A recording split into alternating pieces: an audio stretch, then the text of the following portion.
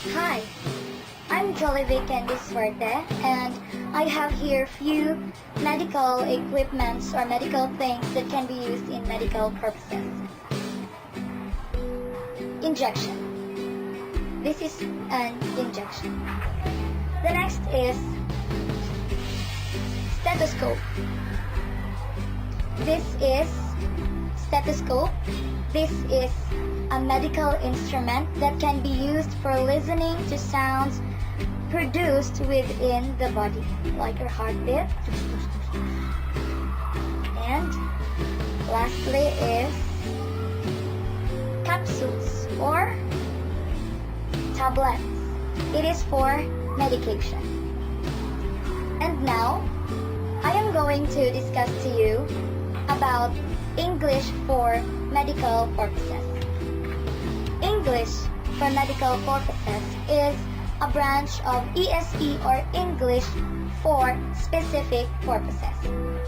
English for specific purposes has developed into an umbrella group of courses for specific areas of learning. Today, all of the influential medical journals are written in English, and English has become the language of choice. We have entered the era of medical English, which resembles the era of medical Latin in that, once again, medical doctors have chosen a single language for international communication. And what is that language? It is English. Now, what is the difference between general English and medical English?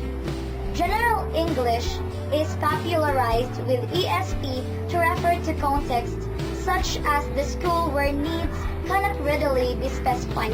EGP is more usually considered as providing a broad foundation rather than detailed and selective specification of goals. It is designed for students who are at beginner of English or at the beginning level of English.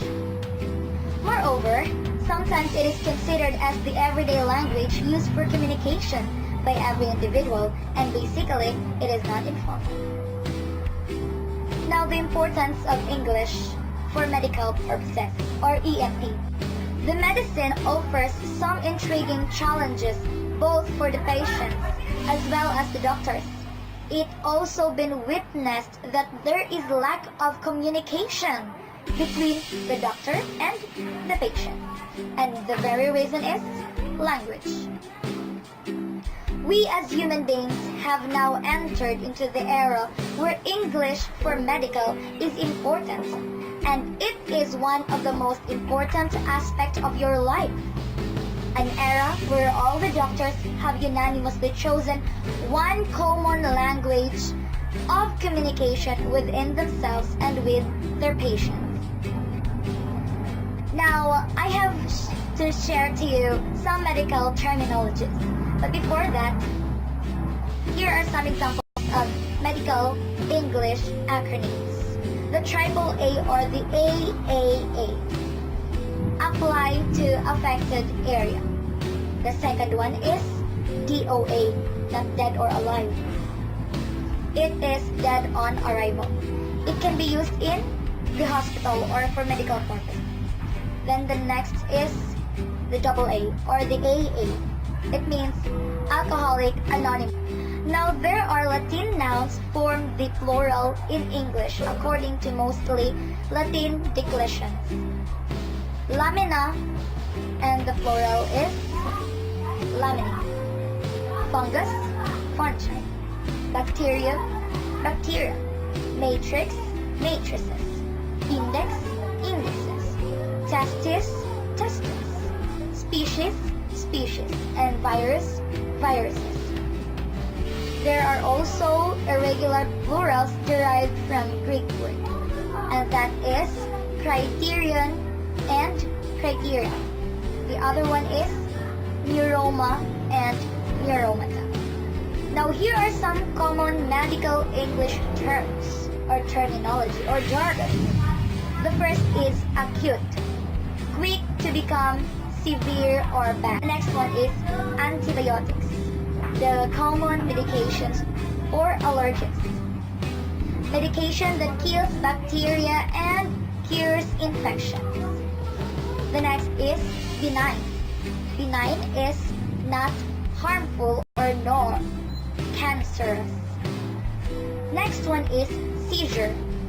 Seizure is a violent movement caused by signal malfunction of the brain, and it is a sudden violent movement.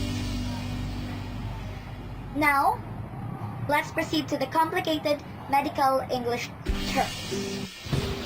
Just like our relationship, it's complicated. Rhinorrhea. Rhinorrhea is another term for runny nose. Runny nose. Second is serostomania or serostomia. It is another term for dry mouth. Dry mouth. Next is cerumen. Earwax.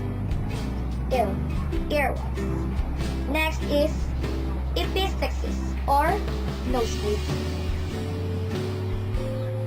The last is QQH or quarta quaque hora, or for every 4 hours. That is the meaning of QQH. Now thank you so much for listening to my discussion, and I hope that you learned something from it. And to learn more, just subscribe and goodbye.